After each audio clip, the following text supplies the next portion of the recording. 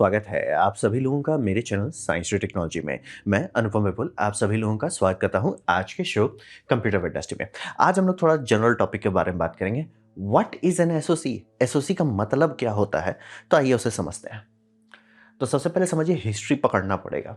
तो हम लोग की जो गाड़ी खुली थी वो वैक्यूम ट्यूब से खुला था। वैक्यूम ट्यूब पहली बार था एम्पलीफायर हमें बनाने दिया, यानी कि एक स्मॉल एनालॉग सिग्नल मतलब जिसमें ऑन ऑफ नहीं है, मतलब उसका वैल्यू अप डाउन हो रहा है, उसको आप एम्पलीफाई कर सकते हैं। मतलब कि 1-2 वोल्ट का सिग्नल आ रहा है, वो एम्पलीफाई करके 50 वोल्ट 500 वोल्ट जितना कर, वैक्यूम ट्यूब बहुत हाई वोल्टेज पे चलता है, तो वो आप कर सकते हैं। और रहा बात, शुरू शुरू में गाड़ी ऐसे खोला गया कि इससे हम मतलब रेडियो को एम्पलीफाई करते, गाड़ी वहाँ से खुली। लेकिन फिर लोग को समझ में आया कि अगर आप छोटे से सिग्नल से एम्पलीफाई कर सकते हैं तो मतलब आप काम कर सकते हैं, रिले चला सकते हैं, कंप्यूटर बना सकते हैं। क्योंकि जब भी आप स्विच देखते हैं जिसमें वो जो कहते हैं ना एंड गेट और गेट, ये सब क्या है? स्विच ही है। तो स्विच इलेक्ट्रिकली चलाना है। वैक्यूम ट्यूब वो हम लोग को पॉसिबल कर दिया।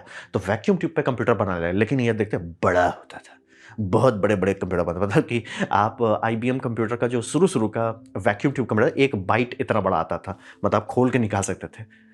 तो यही समझिए 1960 में हम लोग वैक्यूम ट्यूब से आगे बढ़ने लगे। इस पर सबसे बड़ा हाथ था अपोलो मिशन का। अपोलो मिशन है दुनिया का पहला मतलब जो पब्लिक को शेयर हो, मिलिट्री में बात अलग है, लेकिन पब्लिक में जो शेयर है वो इंटीग्रेटेड सर्किट बनाया गया था। मतलब छोटा सा ही, मतलब उसमें भी वो लोग रस्सी धागा से रैम बनाए थे, वो अभी भी यूज हो रहा था, लेकिन इंटीग्रेटेड सर्किट का नींव रख दिए थे।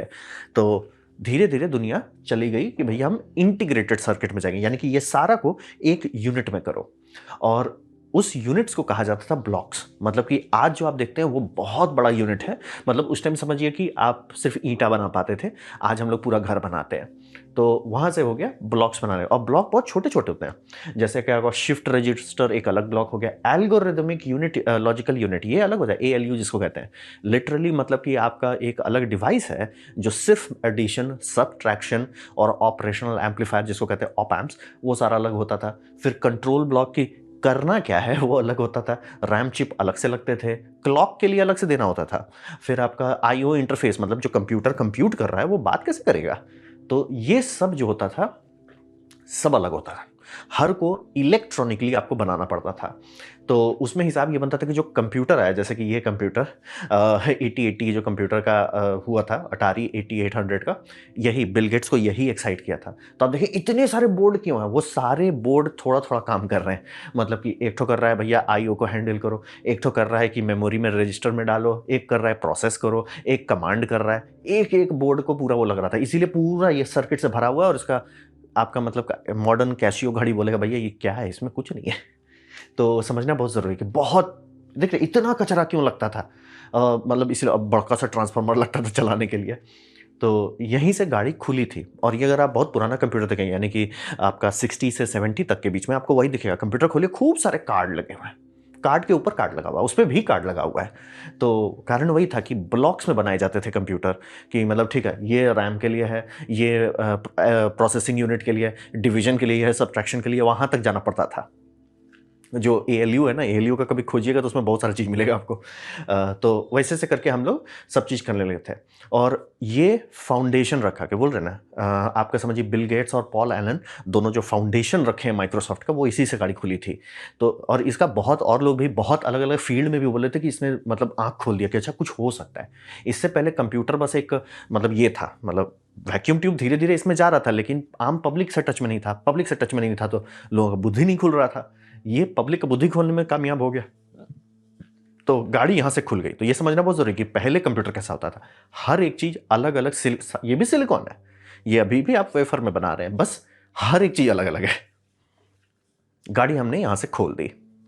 ये आप बात कर रहे हो 1960s का। अब बात करते हैं हम लोग 70s में घुसे। तो 70s में डिस्क्रीट सिस्टम्स का आना शुरू हो गया, यानी कि इंटेल 4004 आया था, यानी कि 4004 जिसको कहते हैं 1971 में आया था। ये शायद 4 बिट कंप्यूटर था। यहां पे अब आप ऐसा कर रहे थे ना, कुछ काम जो है आपका सीपीयू अकेले कर सके, हर चीज के लिए उसको बाहर जाने की जरूरत ना हो, कुछ थोड़ा अकेले भी कर लो। और ये टाइम जो था सबसे ज्यादा ग्रोथ हुआ यहां पे। आप समझिए 1971 में आप 4 बिट कंप्यूटर पे उछल रहे हैं, और इसका एंड होते होते तक दादाजी कंप्यूटर आ गया था जिसका नाम है 8086, और ये 1978 में आ गया। और ये काफ़ी बड़ी बात थी। क्यों? 86 उसी का है। x86 जब सुनते हैं कंप्यूटर उसी का है, फाउंडेशन उसी में रखा है। 4 बिट पे चल रहे थे, सीधे 16 बिट पे कूद गए। तो ये समझना बहुत ज़रूरी है। सबसे ज़्यादा ग्रोथ कंप्यूटर में रैंडमली जो हुआ कि एकदम कुछ नहीं, टड्डा, ये तभी हुआ। और जो आप देखते हैं IBM कंप्यूटर, टड्डा, वहीं से हुआ। तो यहाँ पे समझिए कि बहुत सारा चीज़ ये है एक डाई के अंदर, यानी कि जो चिप है उस चिप के अंदर खोलिएगा तो उसके अंदर आपको बस साइकिल कंट्रोलर मिलेगा, आपको एड्रेस रजिस्टर मिलेगा। रजिस्टर ही आधा से ज़्यादा चीज़ है। रजिस्टर है, माइक्रो कोड हैंडलिंग के लिए है, एक्स रजिस्टर है, कैश है, ये सारा शुरू हुआ यहाँ पे। और बाय द वे वो खूब सारा जो छोटा छोटा यूनिट देख रहे हैं वो सारे रैम है। रैम अलग से नहीं आता था उस टाइम में, रैम के चिप आते थे। बाद में किसी को बुद्धि है कि सारे चिप को एक स्लॉट में लगा के उसको बेचो, जिसे हम लोग कहते हैं डुअल डेटा रेट रैम जो है। तो गाड़ी वहीं से खुल गई।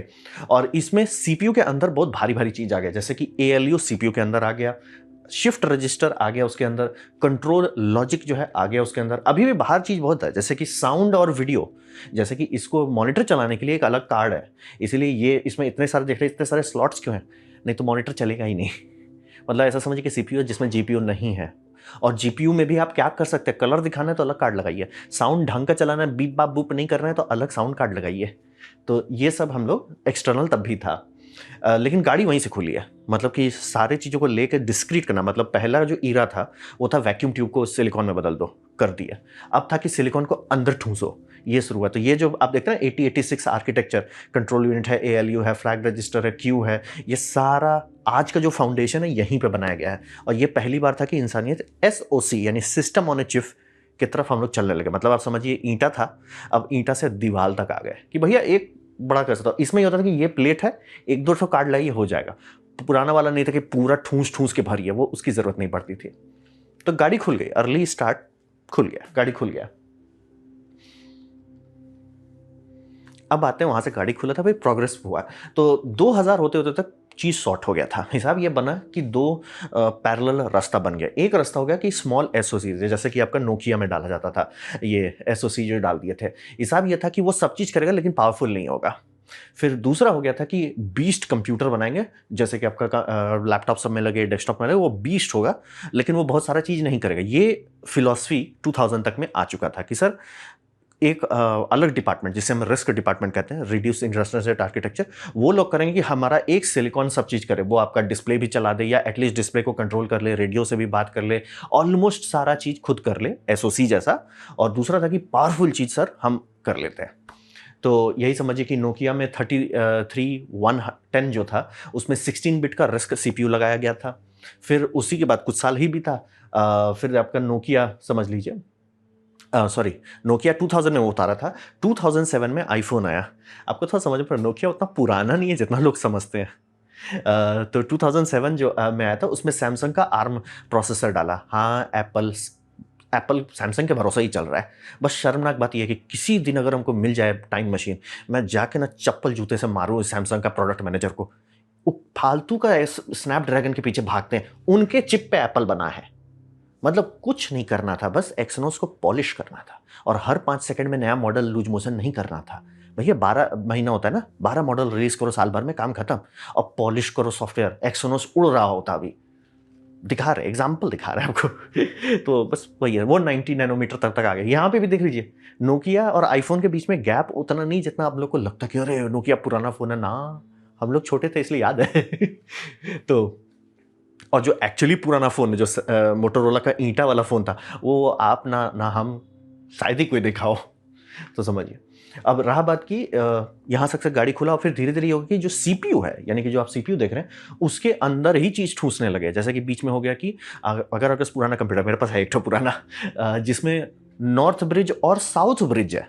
ये हमको भी नहीं समझा भैया नॉर्थ ब्रिज साउथ ब्रिज क्या है। हार्ड डिस्क से बात करने के लिए आपके कंप्यूटर में पहले साउथ ब्रिज आता था कि भैया बात करो किससे, हार्ड ड्राइव से, मतलब कि कंट्रोलर से CPU बात करेगा, कंट्रोलर हार्ड ड्राइव से बात करेगा, साउथ ब्रिज कहते थे।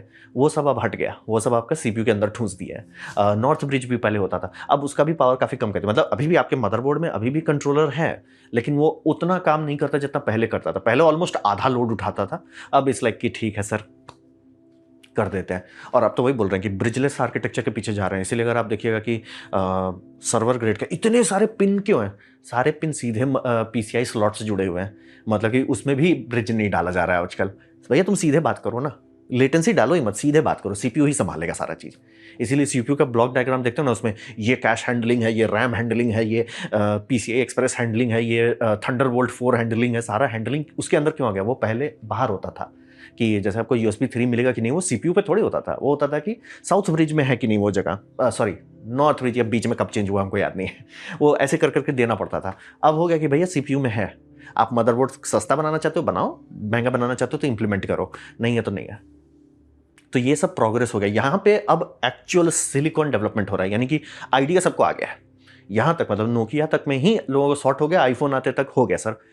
दो फिलॉसफी चल रही है इस टाइम पे, यानी कि एक तो आप बनाओ सुपर पावरफुल कंप्यूटर, वो हो गया x86, एक हो गया आप ऑल इन वन बनाओ, रिस्क हो गया आपका, आर्म रिस्क ही है। तो ये दो रास्ता चलने लगा और सबका अब टेक्नोलॉजिकल डेवलपमेंट हो रहा है, यानी कि हमें करना क्या है ये सॉर्टेड हो चुका है। 2000 होते होते तक, 2010 होते होते तक करना क्या है ये निपट गया है। अब कैसे करना है, ठीक है, हमें घर बनाना है, वो हो गया। ईंटा से बने थे, फिर दीवार बना लिए, दीवार जोड़ जोड़ के घर बना रहे हैं, वो हो गया। मकान अब बनाने का काम हो रहा है। तो बस वही है कि क्या क्या अंदर डाल सकते हैं, कैसे स्पीड बढ़ा सकते हैं, कंप्यूटेशनल एबिलिटी कैसे कर सकते हैं, यही हुआ आपका कुछ साल पहले तक। अब बात करते हैं अभी हम लोग कहाँ खड़े हैं। तो अभी हम लोग कह रहे हैं कि जो दो रास्ता निकला था उसमें शुरू शुरू में सबको था कि भैया आर्म से x86 का काम नहीं होगा, क्योंकि आर्म बहुत हल्का है था।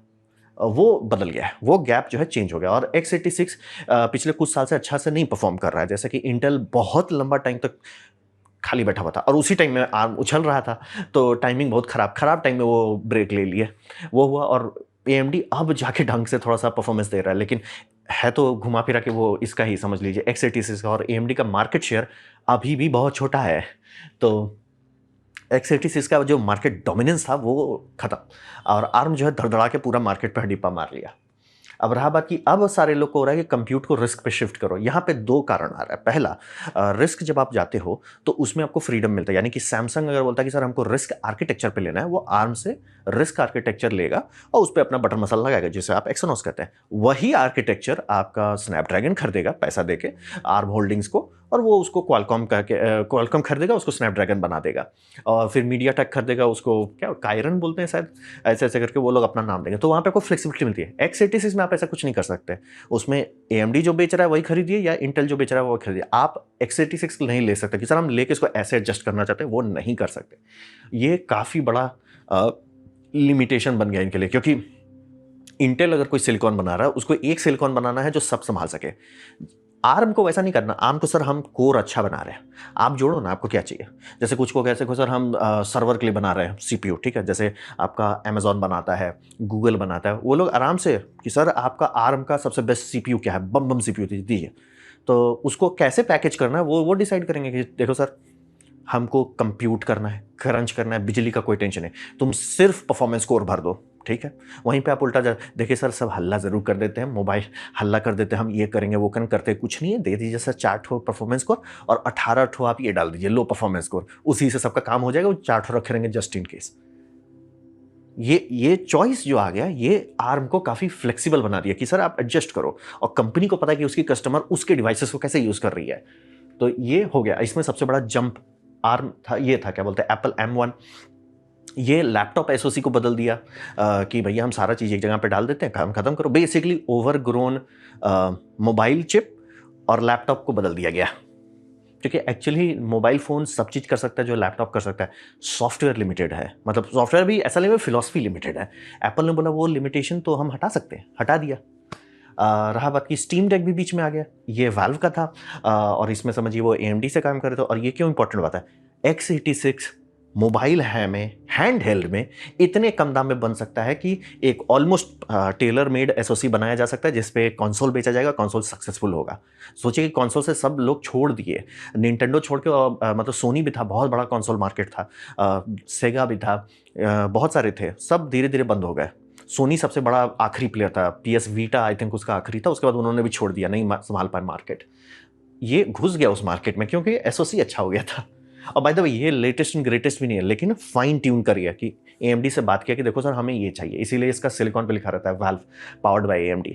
सिलिकॉन कस्टम अलर्ट किया, जैसे आर्म के साथ आप कस्टम होल्ड बनाते हो वैसे ये टेलर मेड मतलब ट्विकिंग जो है किया गया था। और इसका सक्सेस काफ़ी शॉकिंग है। मतलब इस टीम कुछ दिन पहले कोई नहीं जानता है क्या कर रहा है। अच्छा मतलब एक तो ऑनलाइन स्टोर है, उससे ज़्यादा क्या है कि भाई आप हार्डवेयर निकाल रहे हैं, आपका हार्डवेयर चल रहा है, आपका हार्डवेयर बेटर होते जा रहा है, जैसे जैसे टाइम बीत रहा है आपके सॉफ्टवेयर बग्स फिक्सेस होते जा रहे हैं। ये कहाँ से हो गया?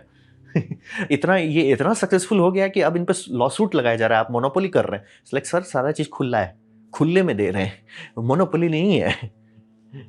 लेकिन बाकी सब इतने ब्रेन डैमेज्ड हैं कि इसी पे सब लॉ सूट करते रहते हैं, जब देखो तब इस पे कोई लॉ करते रहता है, आप ये कर रहे हो। इसलिए सर हम अच्छे से सर्विस दे रहे हैं इसलिए कस्टमर हमारे पास आ रहे हैं, आप लूज मोशन कर रहे हो, मतलब कैसे चलेगा? फिर लैपटॉप में भी अब एक बड़ा चेंज होगा कि लैपटॉप का जो आप डाई देखेंगे मतलब कि 2015 तक में आप कोई लैपटॉप लेते हैं और उसमें ऑन बोर्ड ग्राफिक्स है, वो कुछ नहीं है। मतलब कि हैवी वीडियो फाइल में वो चिपकने लगता था। आजकल लीजिए अच्छा खासा गेम खेल सकते हैं, मतलब कि एकदम इस पे 4K में 120 FPS में 10 बिट HDR में नहीं नहीं वो नहीं होगा, लेकिन गेम खेल पाएंगे, मतलब गेम खुलेगा चलेगा, ठीक ठाक चलेगा। तो ये काफ़ी बड़ा चेंजेस हो गया है जो आप नोटिस कर रहे हैं। 2020 की बात बात हो रही है, मतलब कि SoC अब जो मोबाइल के लिए डेवलप हुआ था वो लैपटॉप्स में कूद रहा है। माइक्रोसॉफ्ट भी ने कोशिश किया हुआ है। फिर आपका x86 अभी पूरा आउट नहीं हुआ, उसमें भी डेवलपमेंट हो गया। जो बाकी लैपटॉप्स हैं उसमें भी आपको दिख रहा हो कि ऑन बोर्ड GPU अब इतना डेवलपमेंट हो गया कि सर छोटा मोटा GPU डालने की जरूरत नहीं। मतलब कि ये एक्चुअली बहुत अच्छी बात है कि सबसे खराब लैपटॉप वो होता था जिसमें डेडिकेटेड GPU है और वो सबसे गया गुजरा डेडिकेटेड GPU है, वो ना तो इधर का ना उधर का, ना घर का ना घाट का।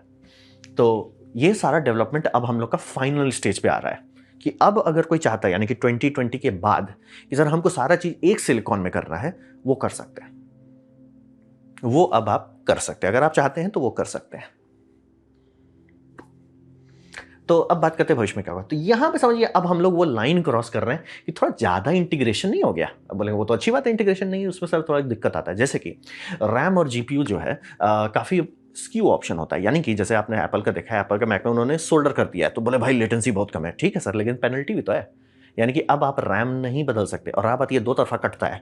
यानी कि कंपनी को और मतलब सेल्स करने से पहले गेस करना होगा कि कितना 8 GB वाला बिकेगा, कितना 16 GB वाला बिकेगा, कितना 32 वाला बिकेगा। वो फंस गए। वो ऐसा भी नहीं कि चलो हम बना लेते हैं मिनिमम वाला और थोड़ा सा और बिकने लगा, अच्छा अच्छा ठीक है खोल के ऐड कर दो।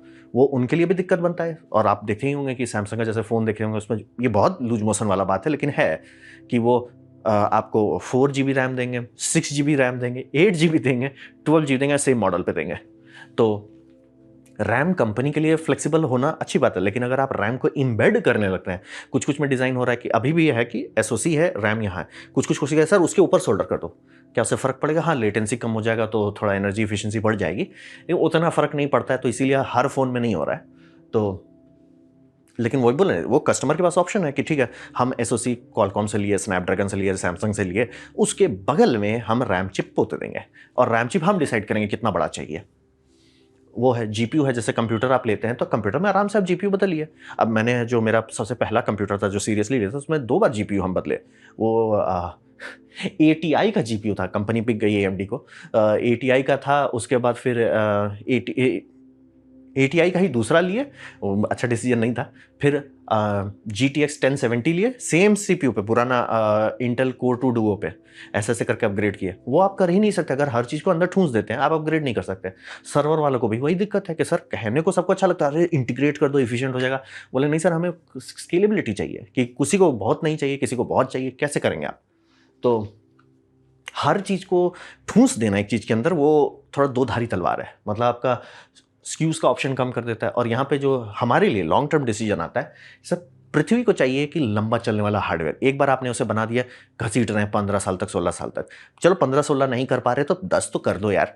अब ऐसे हार्डवेयर आप बना रहे हो जो 2-3 साल में ही स्वाहा करना पड़ रहा है, वो तो दिक्कत नहीं है। तो अब यहाँ पे दो लड़ाई हो रही है, प्लैनेट को क्या चाहिए और प्रॉफिट को क्या चाहिए। अब बुम बुम हो रहा है।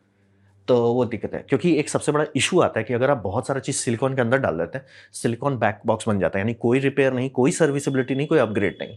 और उसमें दिक्कत वही है कि सॉफ्टवेयर बदलता है। जैसे कि आपने ले लिया, अरे मैंने बहुत बढ़िया लैपटॉप ले लिया था, उसमें ऑनबोर्ड ग्राफिक्स था CPU के अंदर, ठीक है सर, लेकिन अब जैसे कोडेक्स बदला, मैं इतना बूढ़ा हो चुका हूँ, कोडेक्स बदलते हुए देख चुके हैं। H.264 बड़ी बात होती थी मेरे टाइम में, फिर H.265 आया, अभी AV1 आ रहा है, ये सारे कोडेक्स बदल रहे हैं। मैं डेस्कटॉप में हूँ, मुझे कोई टेंशन नहीं है, मैं जीपीयू बदल दूंगा, नया जीपीयू में वो कोडेक्स आएगा, यानी कि मेरा जो आप ये था GTX 1070 मेरे पास था, उसमें आप नई AV1 कोडिंग हार्डवेयर लेवल पे नहीं कर सकते क्योंकि कोडेक्स बना ही नहीं था उस टाइम पे। अभी कर सकते हैं, क्यों? मैंने उसको हटाया। 4070 टू बी फेयर पूरा कंप्यूटर ही अब नया है, तो उसमें है मेरे पास कोडेक्स, कोई टेंशन नहीं। कल को कोई दूसरा आ जाता है, AV2 आ जाता मान लीजिए, क्योंकि AV1 उसको ये किया गया है, ओपन सोर्स रखे हैं, मतलब कि सब लोग कलेक्टिवली डेवलप कर रहे हैं, उस पर लाइसेंसिंग का इशू नहीं है। H.265 का एक दिक्कत हुआ, लाइसेंसिंग के चक्कर में वो फंस गया बेचारा, उतना पंख नहीं निकला। और इसीलिए आप देखिए यूट्यूब को कभी देखिए कौन कोडिंग पे चल रहा है, वो VP9 पे चल रहा है। मेजोरिटी आप मोबाइल में देखिए स्टैट फॉर नर्ड्स आपको दिख जाएगा VP9 वीडियो प्रोसेसर, वो गूगल का अपना कोडेक्स बनाया है। तो वो लोग भी कोशिश, मतलब पूरी दुनिया ही कोशिश करेगी धीरे धीरे AV1 में स्विच करो, लेकिन अगर सब चीज़ SoC में रहेगा तो फंस गए ना। तो मेन वही बात होती है कि सॉफ्टवेयर बदलता रहता है। और ये तो मैंने आपको वीडियो कोडेक्स बताया, कल को बहुत सारा और चीज़ है, इंक्रिप्शन है, ये है, वो, हर सही दीर्घई है, सिक्योरिटी सिस्टम्स है, वो सब अगर बदलते रहते हैं और आपको बार बार हार्डवेयर फेंकना पड़ेगा तो वो थोड़ा दिक्कत हो जाता है। मतलब कि बीच में आपने देखा होगा कि बीच में एक मदरबोर्ड्स आते थे जिसमें सिक्योरिटी चिप अलग से रखते थे। कारण ये था कि जिसको जरूरत नहीं है मत खरीदो, जिसको जरूरत है वो खरीद लो। जब विंडोज़ बोल दिया कि सर ये डिफॉल्ट है, ठीक है हम चिप खरीद के लगा देते हैं, आपका पूरा कंप्यूटर नहीं फेंकना पड़ेगा। लेकिन जिनके पे नहीं था वो फेंकना पड़ा, और अब अगर आप बोलते नहीं वो इंटीग्रेटेड होगा, फेंकना पड़ेगा फिर। तो ये थोड़ा सा दो तरफा बताइए, जैसे कि आप इसमें सब चीज़ डाल दे रहे हैं, भाई हम इसमें ब्लूटूथ डाल दे रहे हैं, हम इसमें वाईफाई डाल दे रहे हैं, हम इसमें ये डाल दे रहे हैं, वो डाल रहे हैं, ठीक है सर, लेकिन अब तो हम इसमें कुछ चेंज नहीं कर सकते। मान लीजिए ये भी बहुत अच्छा चांसेस है कि अभी हम लोग जो स्मार्टफोन ले रहे हैं ये सैटेलाइट से बात करने लायक है, ठीक है। 3-4 कंपनी लगी हुई है इसको करने में, ATS स्पेस है, अमेजॉन है, फिर आपका SpaceX है, ये लोग ट्राई कर रहे हैं कि आपका ये फ़ोन, मतलब जो आपके पास है, इसको आप आराम से बात कीजिए सैटेलाइट फ़ोन से। लेकिन मैं आराम से देख सकता हूँ कि जैसे ही ये सब सर्विस कॉमन होने लगेगा, यही सारी कंपनी, क्वालकॉम हो, एक्सोनोस हो, कायरन हो, जो भी हो, वो लोग मेहनत करेंगे कि हम सर एक अलग से ब्लॉक बनाते हैं जो फाइन ट्यून करके सैटेलाइट वाले को अच्छे से हैंडल करेगा, उसका सिग्नल टू नॉइज रेशियो थोड़ा सा तिगड़म वाला है। आपका बाकी सारा फ़ोन तो चिपक गया, उसमें तो आप बदल नहीं सकते। तो रहा बात, अगेन मोबाइल फ़ोन तो हम लोग वैसे ही बहुत शॉर्ट लिफ्ट कर रहे हैं, लेकिन अब वही बात हो रहा है कि एक तो महंगा बहुत हो गया है, वो दूसरा ब्लैक बॉक्स करने का दिक्कत हुई तो महंगा बहुत हो जाता है। ऐसा नहीं ना कि सर मदरबोर्ड है, मतलब मैन्युफैक्चर की नज़र से देखिए कि सर मदरबोर्ड है, उसमें हमने ये मॉड्यूल्स जोड़ रहे हैं। अब तो मॉड्यूल्स ही नहीं कि सर एक ब्लैक बॉक्स डाल रहे हो, ब्लैक बॉक्स सूट कर गया तो सूट कर गया, नहीं सूट किया तो फेंको।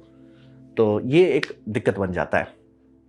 लंबा लंबा लाइफ स्पैन की जगह, जो कि मेरा पहला कंप्यूटर चलाए थे हम, जो सीरियसली लिए थे, डेल से खरीदे थे, डेल इंस्पिरॉन 535S, वो 10 साल हम घसीटे। दूसरा भी लिया, आराम से उसको घसीट सकते हैं हम 10 साल तक। ये आप बाकी किसी चीज़ में नहीं कर सकते, क्योंकि हर चीज़ अगर ऐसा हो ना, बोले ना, जब मेरा पूरा ग्राफिक्स 40, मतलब ATX का बात कर रहा हूँ, ATX 49 ऐसे करके, वो उसका 1000 बड़ा बड़ा नाम आता था, वो था, उसमें नहीं होता अच्छा चमक पाया। ठीक है, नहीं चला नहीं चला, छोड़ो, क्या कर सकते हैं। तो हम बदल दिए, सेम CPU पे हमने आराम से नया GPU लगाया, खुश हो गए, कोई टेंशन नहीं। अभी तो रैम का दाम पागल जैसा है, लेकिन अभी मेरे भैया को खुजली हुआ कि भैया वो LLM का पैसा नहीं देना चाहता, वो अपने में ही कंप्यूटर 2-2 GPU लगा हुआ है, कोई टेंशन नहीं है, सब चीज़ इम्बेड कर दीजिए। खरीदने टाइम आपको अच्छा मिला तो ठीक है, नहीं मिला तो लटक गए। तो यहाँ पे ये दो चीज़ थोड़ा सा बैलेंस कर रहा है, जो इफिशिएंसी के पीछे ज़्यादा भाग रहे हैं। ठीक है, मोबाइल के लिए ठीक है, लैपटॉप मतलब अगर कोई मेरे को दो ऑप्शन देता है कि सर आपका लैपटॉप 12 घंटा चलेगा वर्सेस 18 घंटा चलेगा, हम 12 घंटा में रह सकते हैं, क्योंकि अगर मेरा लैपटॉप लंबा चले, लंबा एज इन मतलब कि सर 5 साल बाद भी ओ ये बदल गया, नैरो जैसे फ्रेमवर्क बनाता है, हम हंसी खुशी उसको ले लेंगे। हमको नहीं चाहिए कि सर बहुत इफिशिएंट है लेकिन सर हवा लग गया तो खराब हो गया तो फेंक दो, वो हमको नहीं चाहिए सर। तो बोल रहे पृथ्वी एक ही है सर, हमारे पास इतना पैसा नहीं है कि स्पेस कंपनी बना के दूसरे प्लेनेट पे चले जाए। तो यहाँ पे थोड़ा सा हमें बैलेंस करना होगा। खुजली बहुत अच्छी हो रही है सबको कि सब चीज़ ठूस दो, may be not the wisest. और बोल रहा हूँ कंपनी को भी थोड़ा सा दिक्कत होगा कि सर हर चीज़ के लिए हमको बार बार नया सिलिकॉन खरीदना पड़ेगा, तो थोड़ा दिक्कत है। तो ये था मेरा प्रेजेंटेशन इसके बारे में, SoC होता क्या है, कैसे उसका प्रोग्रेशन हुआ, कैसे डेवलपमेंट हुआ। उम्मीद करता हूँ आपको अच्छा लगा, कुछ सीखने मिला, कुछ समझ में आया। अगर ऐसा है लाइक कर दे, दूसरा शेयर कर दे, उससे मेरा काफ़ी भला होगा। और अगर आपको मजा आया है तो प्लीज़ हाइप कर दीजिए।